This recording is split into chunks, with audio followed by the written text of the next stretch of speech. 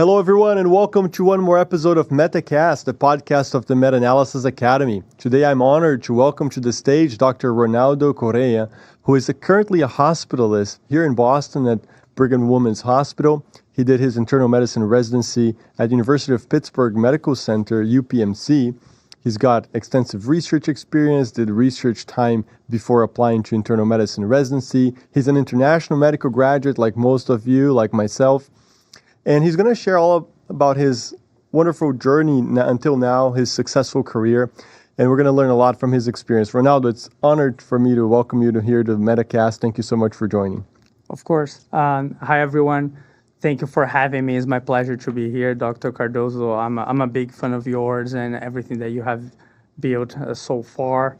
I'm happy to answer any questions and contribute to your content. Amazing. Let's get right into it. Before we do that, I just have an important announcement here to everyone. What we discuss here today is not affiliated with the institutions where we work. We both currently work at Brigham and Women's Hospital. The views and opinions are exclusively our own. They don't necessarily reflect the views of our employers. Ronaldo, let's talk about this hospitalist position. This is such a unique setup, I think, at least compared to Brazil, where we're both from, where we were just talking about. It's not common at all for a hospitalist position. Can you explain to the listeners what that is, what that entails? Yeah, sure. So basically, a hospitalist position is the physician that takes care of patients that are literally in the hospital.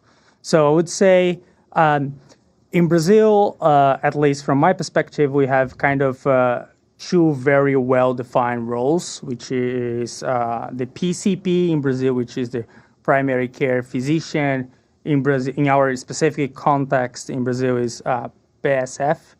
And also we have the ED physician. So you work in the ED, not necessarily in Brazil you have a specialization in emergency, but you work there. And there is this space in between that I feel like in Brazil is a little bit loose.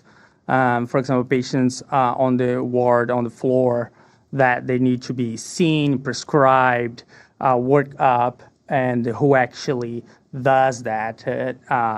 And here we call the person who admits to the hospital and cover different services and take care of these patients, the hospitalist. So it's basically you do a little bit of everything from the admission to the discharge. Yeah, that's a great point. I'm gonna dive deep into this hospitalist position because it's such a great avenue for people who like internal medicine as a whole. And also it's got advantages in terms of your schedule, lots of flexibility. Ronaldo is going to explain all of that to us here. But just one important announcement too. If you're joining us for the first time, please subscribe to the channel. Make sure to check out also the Meta-Analyses Academy, where we teach you how to do impactful research with autonomy to advance your career. We're going to talk about how research was important in my own journey, in Ronaldo's journey. If you want to learn how to do research and publications through meta-analysis, join the waitlist for the Meta-Analyses Academy. We'll leave the link in the description below. But Ronaldo, it's interesting you mentioned that because everywhere, I guess, in the world where patients are admitted to a hospital, there is an attending physician. Like you mentioned, the contrast with Brazil, people get admitted under the umbrella, under the responsibility of one physician. But oftentimes, it's the same as in our countries, it's the same as the outpatient physician who's responsible. Mm-hmm.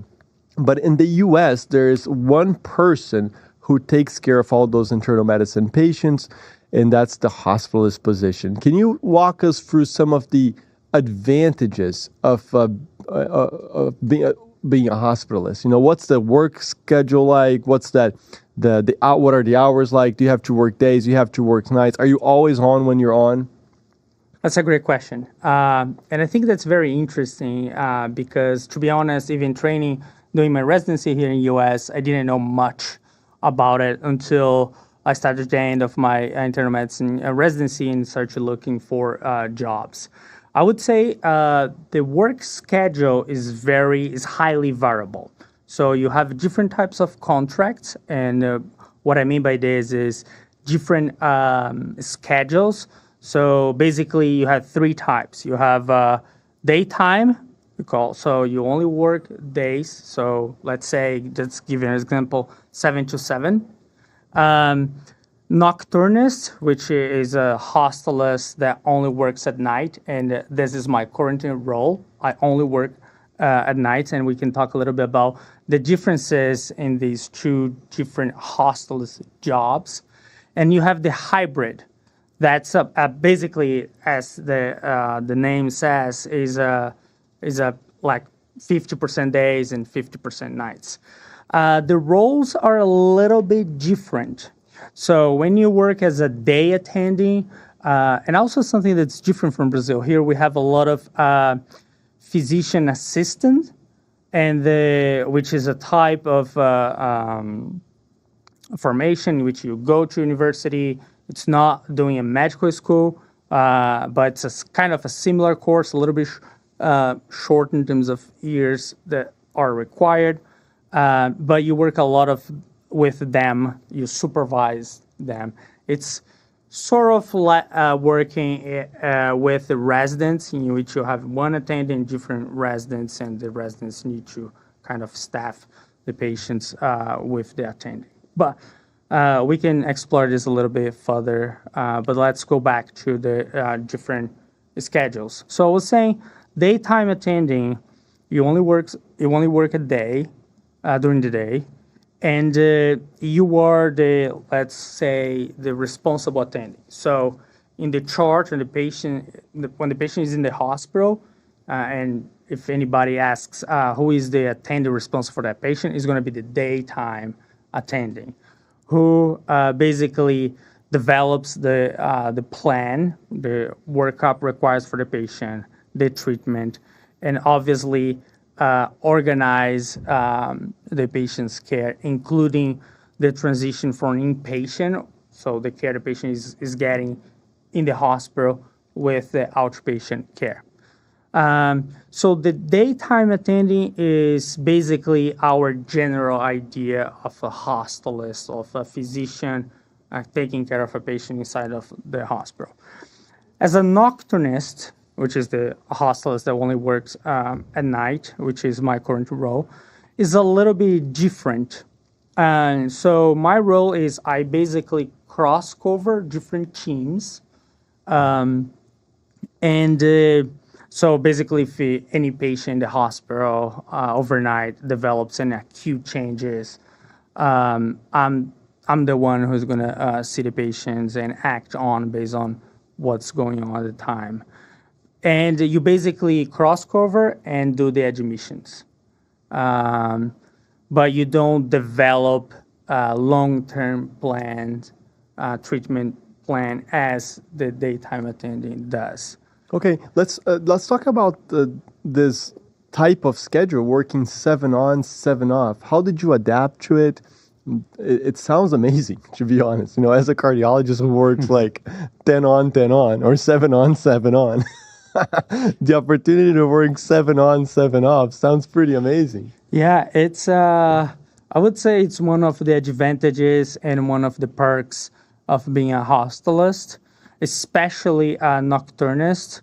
So I can give you an example. So first thing, you have different types of contracts. Let's say 100% of the schedule is one FTE, which is the way we... FTE is a full-time equivalent. It's essentially being a full-time doctor. Exactly. So one FTE is 100% schedule, one full-time equivalent. And you can negotiate 30%, 50%, 75, 80, 100. This is essentially like working part-time. If you want to work half the time, you would negotiate a deal where you're 0.5 FTE. Exactly. They will pay you 0.5 of the salary, but you get the point. Yeah. So just to provide an example, my contract is 0.8 FTE. So I work 80% of the full-time job. You have, so basically every institution has an X number of shifts that you have to perform in 1 year. And zero, for example, I have to perform 0.8 and then they try to divide in 12 months. So on average, I work like 10 nights per month, for example. Another huge advantage is I don't have Epic inbox. For those who are in Brazil and may not have an idea of this, is the Epic or other electronic medical record system that we use here in the US. Patients can send you a message 24/7, and you get a bunch of messages that you basically have to answer. I don't have that because I'm not involved directly with patients' care. So when I go home, I'm off. Yeah. So Epic Inbox is, as Ronaldo said, is a way that either patients or even other providers can communicate with you from inside the charts. So a primary care physician, for example, may send a note to me, the cardiologist, on a patient that we share. And you can think about all the implications of this. If I order a potassium on one of my patients, that potassium is going to come back to my inbox.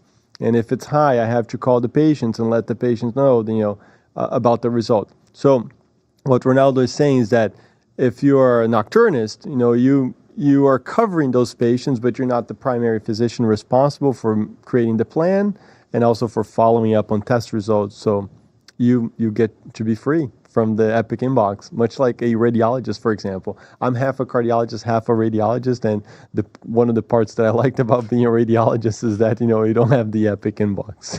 Yeah. So, Ronaldo, how is it to transition from, working nights, and then when you're off, I presume you're sleeping at night. So how have you found this change in your schedule? I think a lot of people struggle with this, a lot of colleagues. What I do is when I'm off, so not working on nights, I basically switch to let's say, a normal schedule. And when I'm working, I basically the night before force myself to stay awake overnight. And then it's basically impossible to get any rest during the shift. So you just keep working, and then literally you switch the day. You switch your schedule to sleepy during the day. I have not had any significant problems with that, to be honest. It works well, but for sure, the same amount of hours that you sleep overnight, and if you compare the same amount of hours, if you sleep during the day and you compare it if you sleep at night, obviously at night is much more resting. And we have studies talking about this, cardiovascular risk and etc. But this is something that people struggle with, but I have not had significant problems. Have not had. Yeah. Nice. One powerful use of the hospitalist position for international medical graduates is as a transition for to resolve the immigration situation. So I know it's not your case, but a lot of physician IMGs who train under the J visa would finish internal medicine residency and then work as a hospitalist for a few years before they go into a subspecialty training. So I just wanted the audience to know that that's a strong possibility. Many people do that. I know a good friend right now who applied for a hospitalist position, and that allows you to take care of two things. One is you do your J waiver. You take care of that immigration perspective. You apply for your green card within a few years, but then also you get cash. You get paid. You get paid a good amount of money for being a hospitalist, and you're already done with training. And then you can later transition into being a cardiologist, a GI fellow, and so forth. There's advantages and disadvantages of doing that. The main advantages are the ones I mentioned, but then also you start making money, but then you go back to being a fellow and working like as a trainee. So there's also disadvantages in that. But that's one way of doing it.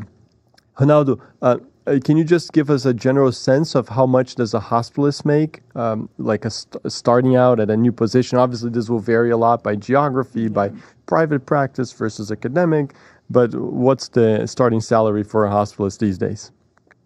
Great question. Yeah, sure. And just before I answer this last question, I would say that also clinical experience. I think you get a lot of, you learn a lot with the hospitalist position, and you have different opportunities depending on the institution that you have. Like if you like to work with medical students and you are very into medical education, you have opportunities. So I have had opportunities at Harvard Medical School to teach students.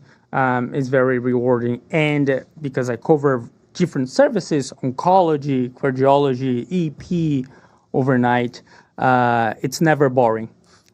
So it's very dynamic, and I think your clinic, you grow a lot clinically. Regarding the salary, as you mentioned, it varies a lot, specifically geographically, and also if you are in an academic center or private practice. I don't have much experience in private practice, but in academic center, I think the city is the major effect on the salary. The major cities, the cost of living is higher.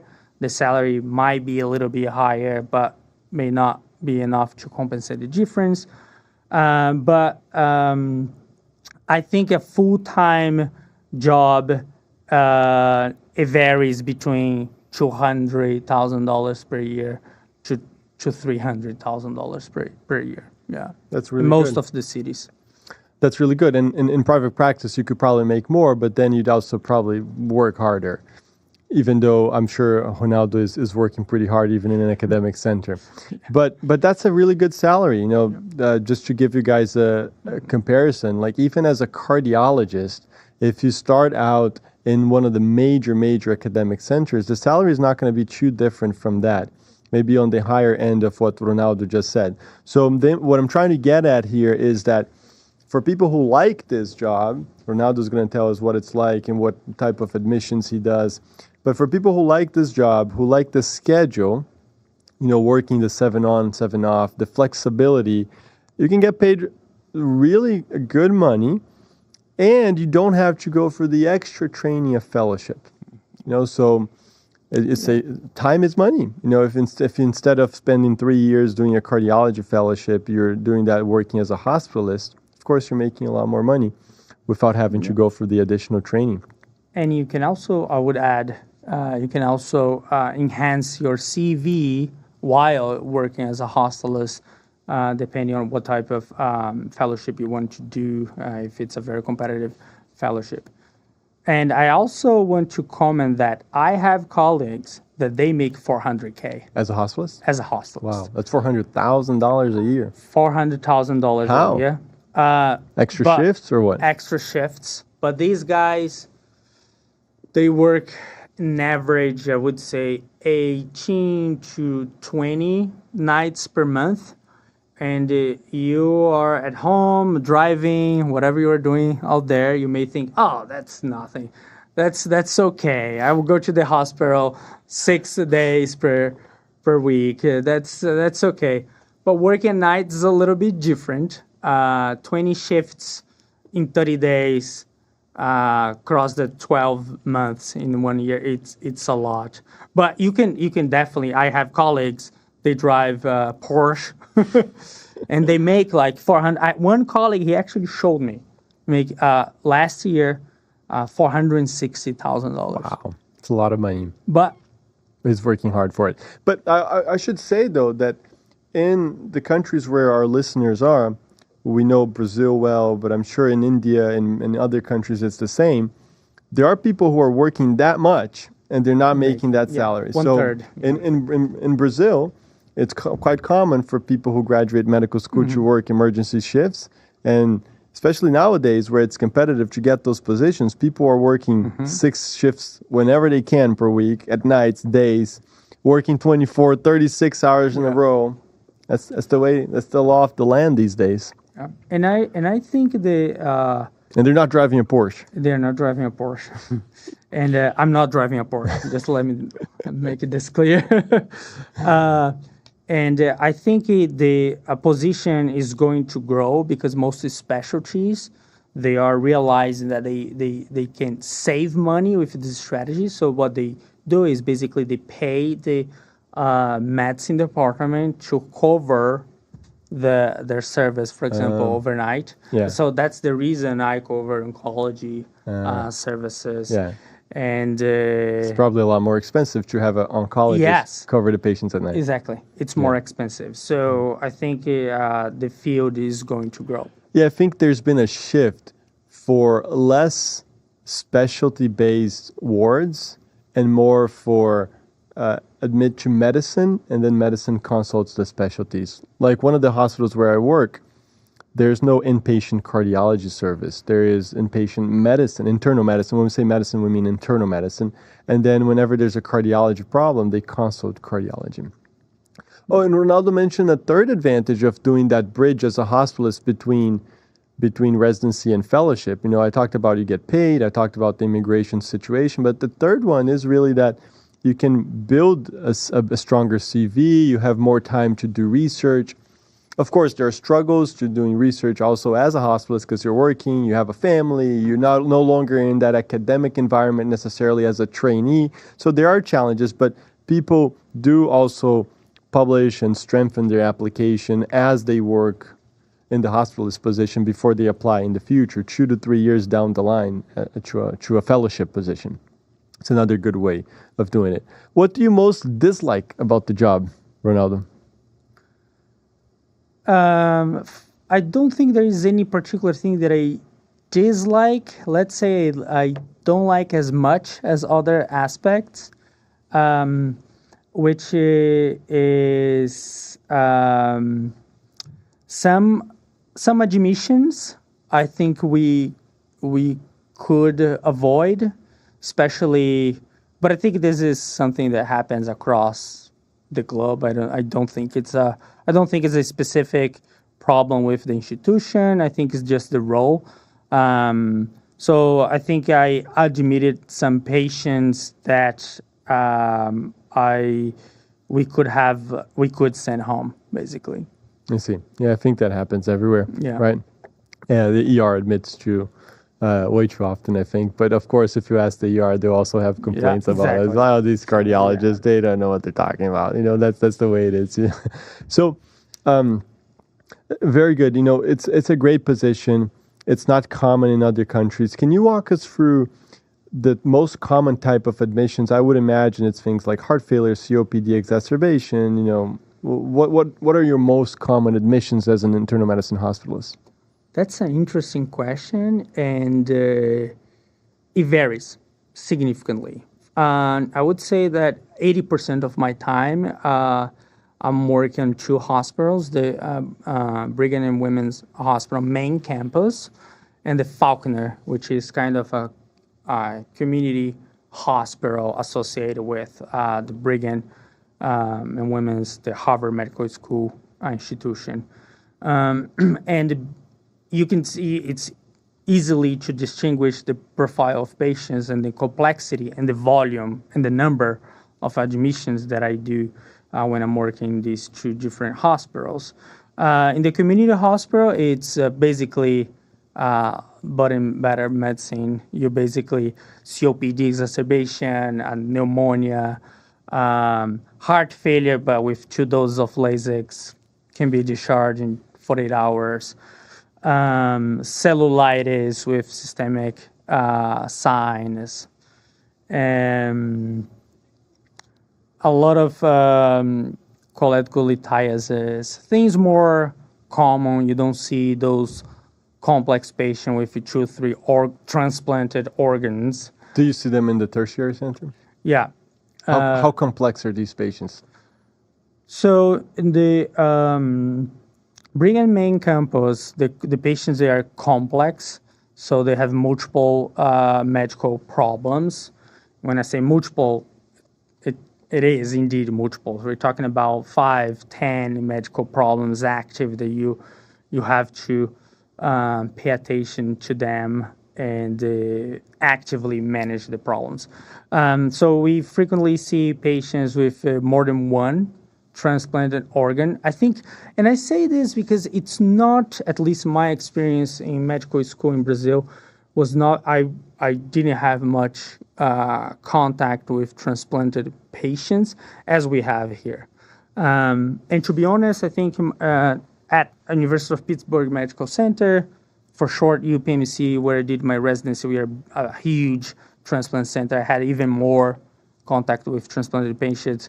But it's very common to have a patient with, for example, malignancy coming in the hospital for a malignancy with cellulitis associated with radiation, aspirative pneumonia, and a kidney and a liver transplant. So we see these patients, I would say, every other shift I have a patient like this in the main campus. Do you work with residents as an academic hospitalist or at night or not really? We do work with residents. Again, it depends on the service, but we do work with the residents. We cover their service. Some of the resident service, they don't have like the entire overnight period a resident. So usually they, at Falconer, for example, I think is a good example. The residents, they are there until 11 p.m. So from, depending on the day, but basically from 10 to 11 to from 10 p.m. to 7 a.m. The next day, we cover the residents' patients, and also we are there for them in case of they have any questions, anything that they want somebody to help them with, or even discuss a case. Sometimes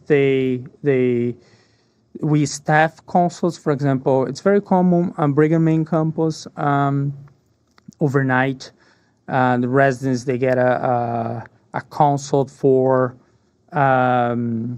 pre-op, so pre-surgery risk management and optimization overnight, 2 a.m. for a orthopedic surgery that's coming the next day. So the residents, they see these patients, and we see these patients, and we staff. So I would say there are a lot of opportunities to work with residents. Yeah. Nice. So that's a great overview of this hospitalist position. I think that, like I said earlier, for people who have this, who like to work as internal medicine physicians, it's a great opportunity to get paid good money. There's the flexibility of the schedule. Just as people consider specialties, a lot of our listeners are still in medical school. They're considering which specialty to take. I'm going to give you a contrast with what I do, for example. I am a cardiologist, general cardiologist. I don't do invasive procedures. But my schedule essentially is packed during the week, Monday through Friday. Some weeks I have one administrative day, and then I work one weekend per month in an academic center. So you can see how a 7-on, 7-off schedule could be very appealing. So it's just differences in the way that the schedules are organized. Other specialties that worked on shift basis, like emergency medicine, intensive care, also have a lot of flexibility. Could work more or less, make more money, make less money. Yep. But as a specialist, like a cardiologist, you could also negotiate your workload in the way that Ronaldo said, in percentage of FTE. So if one day, I don't want to work as a full-time cardiologist or anyone else, we could just say, oh, you know what? I want to do 0.5 FTE. I want to spend more time with the family. No, you could do that. You're going to make less money. So it's important for you to have organize your life financially, choose to be able to move into that position at some point in your career. Amazing, Ronaldo. Thank you for sharing that. Let's talk a little bit about your journey as an international medical graduate before you became a hospitalist here in Boston. You did residency, you mentioned, at UPMC. It's one of the best programs in the country. It's a massive health system. That's something we got to talk about as well. Give us an overview of what your application was like when you matched into internal medicine residency there. What were the strengths of your application? Do you think that having really high scores was an important part of it, or doing a lot of research, or just the connections and the rotations you did before? What do you think played a major role in that very successful match? Sure. So everything I'm going to tell you here is only based on my experience. I think there are very different ways to get to the same result, and I think this is important to be said because and when I was applying, I heard a lot of people saying, "Oh, you have to follow this specific path, X, Y, and Z," and it's not 100% the case. I think the match is basically you have to kind of check some boxes and to have a strong application, generally speaking. So I think a couple of strengths that I had. I had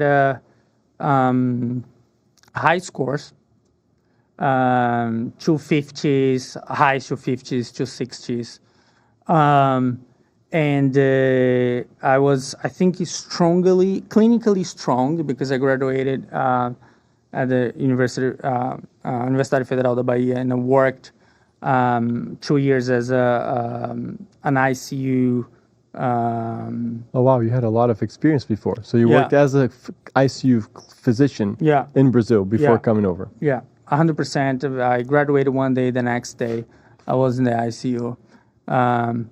So I think it was clinically strong. I had high scores, and I did 1 year and a half of postdoctoral research fellowship here at the Massachusetts General Hospital at emergency department.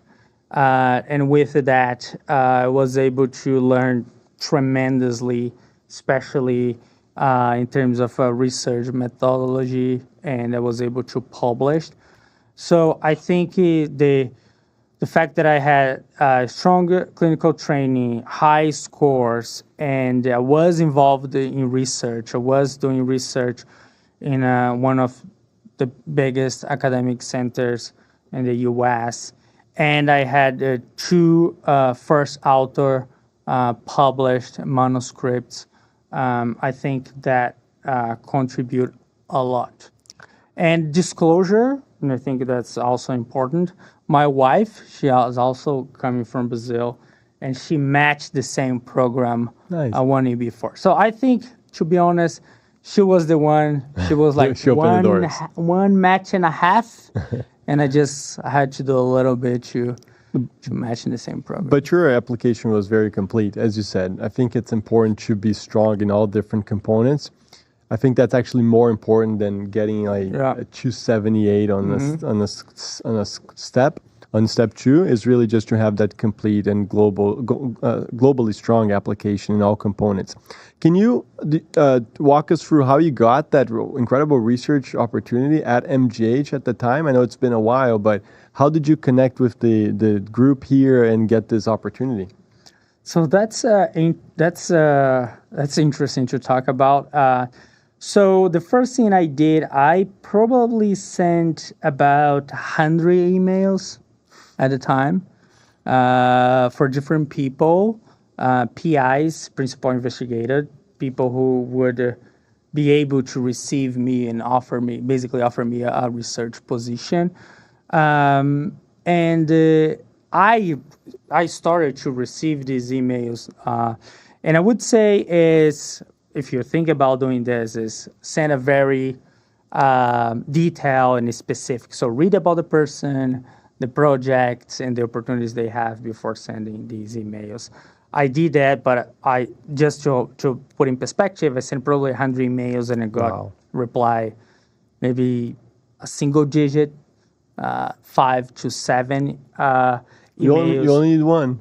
Yeah, you only need one. But the true opportunity came. I took a course, the PPCR, Principal in Practice Clinical Research. Was a distance course, and they had one of the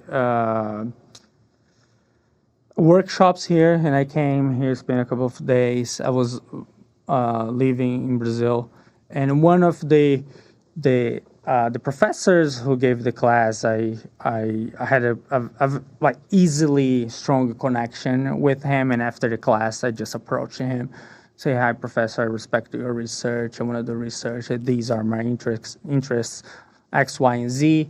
I would love to have an opportunity.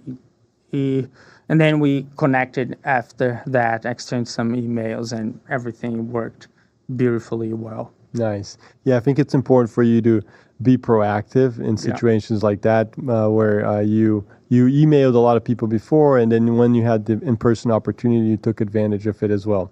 How was that research? You said 1.5 years, was that right? Doing research there before you applied? Yeah, it was 1.5 years before the application itself. I spent a total of 2 years there.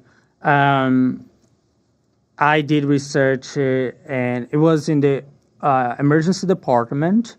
They have a specific branch, which is the emergency network.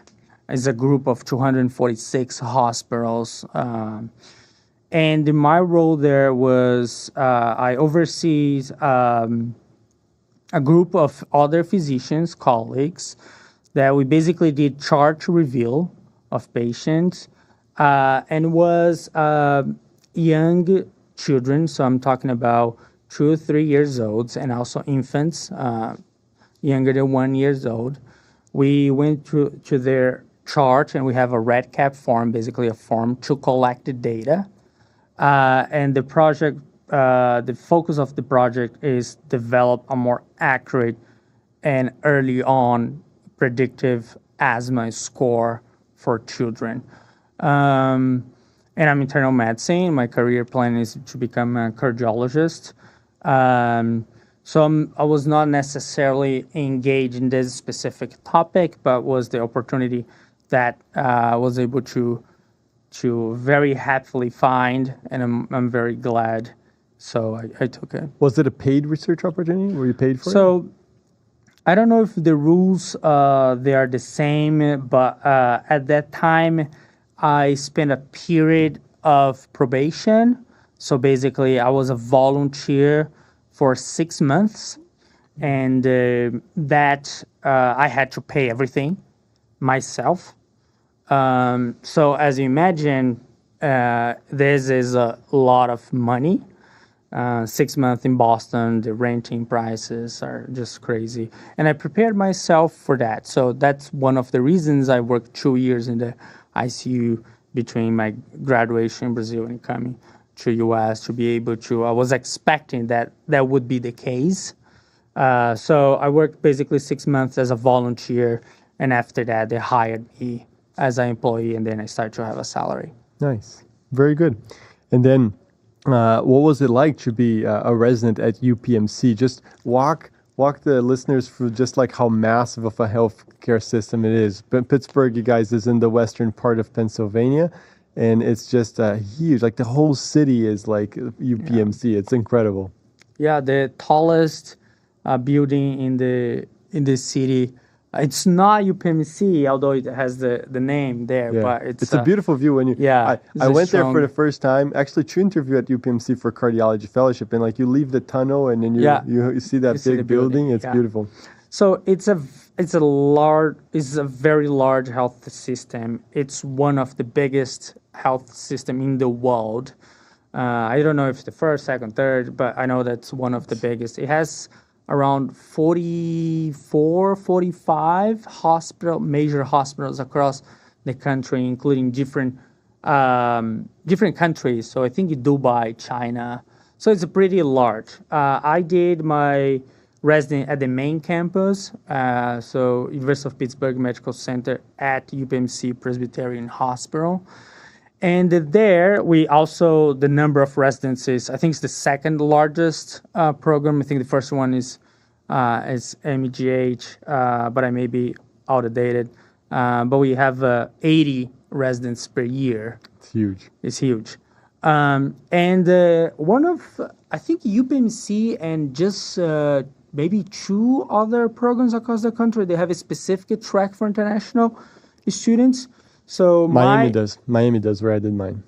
Yeah. Oh yeah, Miami as well. So at UPMC we have the IST, which stands for International Scholar Track, which it typically has 6 to 7 spots every year. These spots are designated for IMGs, International Medical Graduates.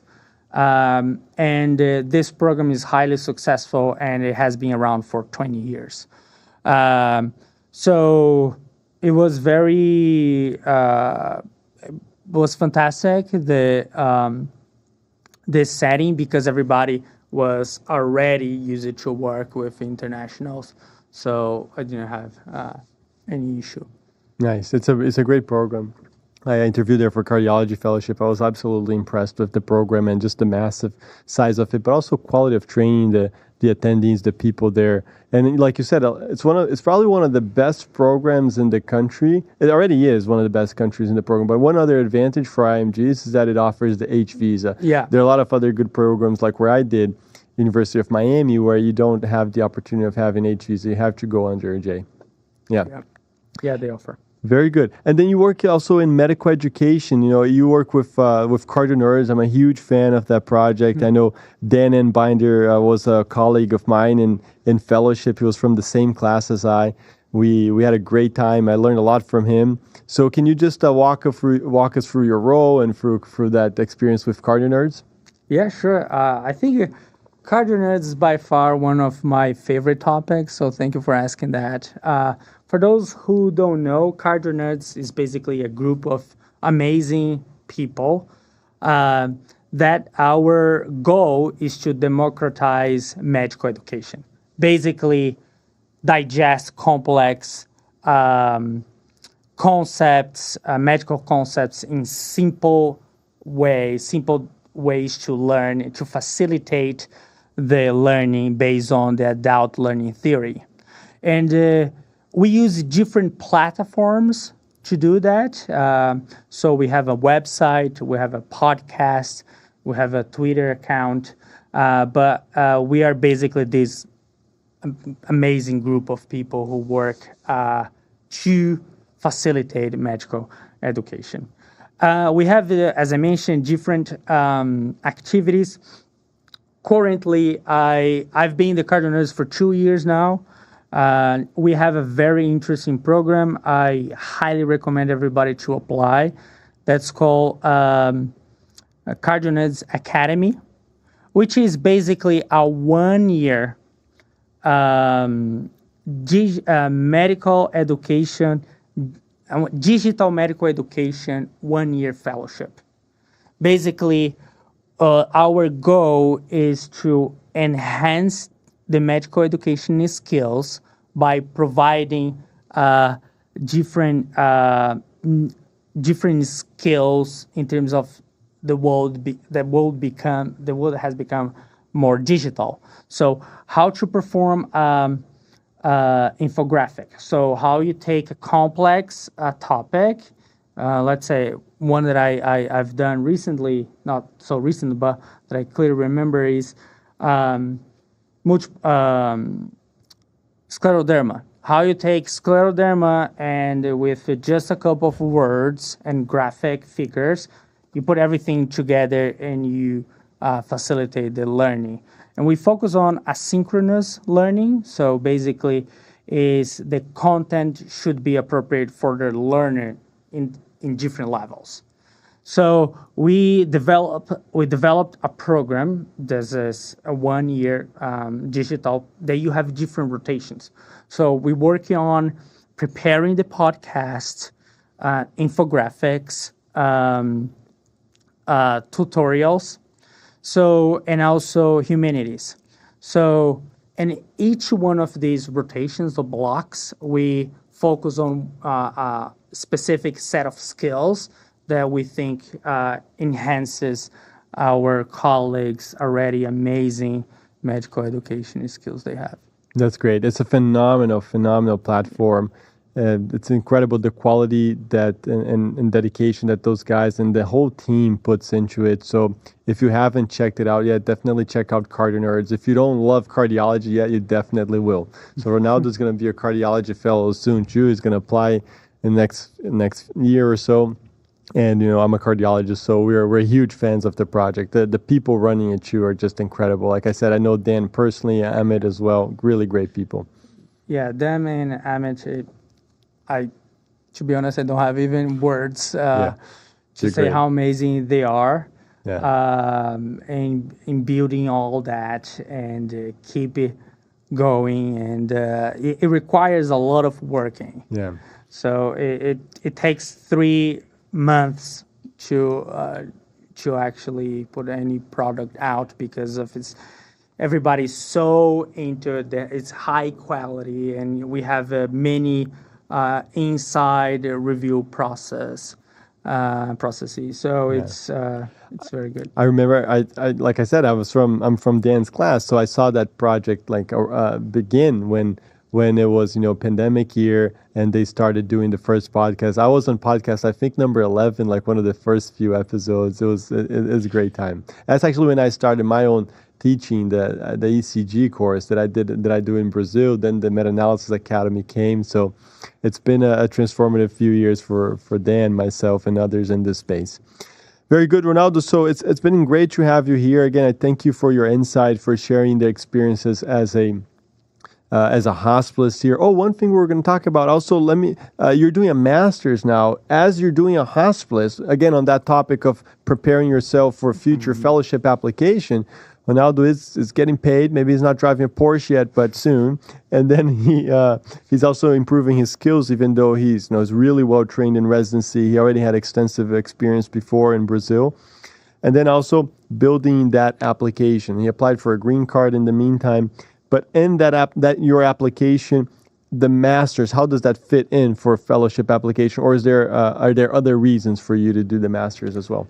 I think definitely the master is going to help the application process. But the main reason I decided to do it is because I like it. So I have a specific interest, and I applied for a specific program here in Boston.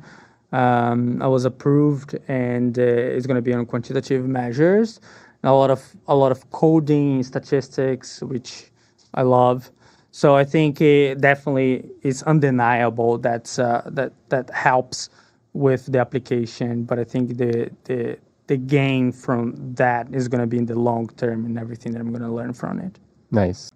I think one thing that I only realized recently that I think it's important to say is that the green card application process.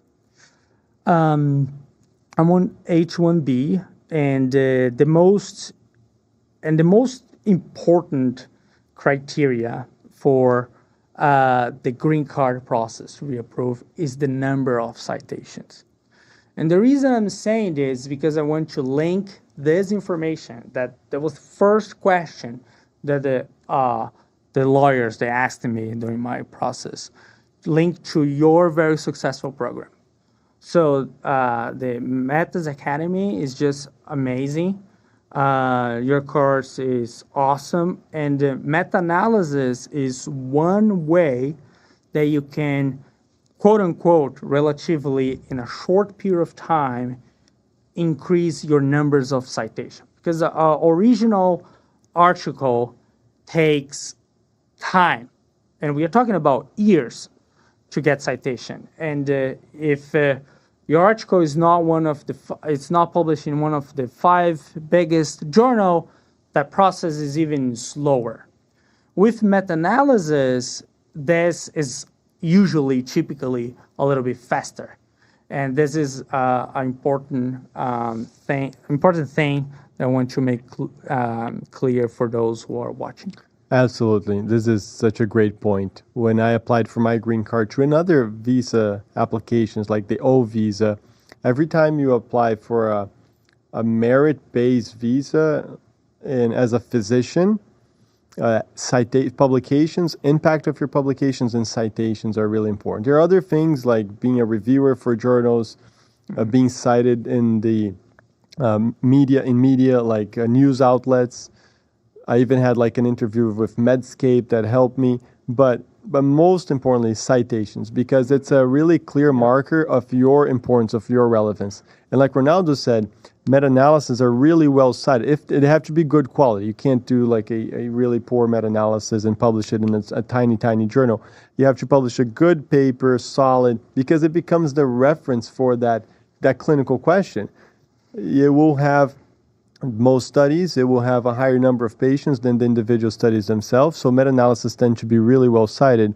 You get those credentials. That's a very important point. Yeah. So, Ronaldo, any final words of advice for students, for learners, for residents, for doctors from the U.S., from Brazil, from all over the world who are inspired in your story? Maybe they want to become a hospitalist. Maybe they want to go to UPMC for residency, do a master's here in Boston, all these great things. What's your advice for folks, who want to follow in your footsteps? I would say keep up the good work. Focus on the bigger picture. Okay, don't be too picky with the small things. Work on the things that you can do something about it. Yeah. And I know that when we are younger, we are too concerned about 6 months here, 6 months there, 1 year here, 1 year there. I think focus on the big pictures, acquiring the necessary skills, and try to know yourself. So like, who am I as a physician, as a person, who I want to be, and the skills that you want to acquire. And sometimes your path is going to be longer, sometimes it's going to be harder. So that it is important to have this clarity, because life is short and we need to enjoy while we are in this very long and hard process. Very good, sir. That was beautiful. Thank you so much for joining us here today, Ronaldo. And I want to invite you one more time to subscribe to our channel, to make sure to check out our other amazing guests who've sat here in the MetaCast podcast. I invite you also to get to know our other social media. We're on Instagram, we're on Twitter, on X, and you can find us on @metaanalysis.academy in those social media. And make sure to join the waitlist of the Meta-Analysis Academy. If you want to learn how to develop great ideas, statistical analysis, methods, writing, to improve your skills in research and actually publish great papers with autonomy, join the Meta-Analysis Academy. Ronaldo, thank you so much for joining. It's been a pleasure. Thank you, everybody. It's my pleasure to be here.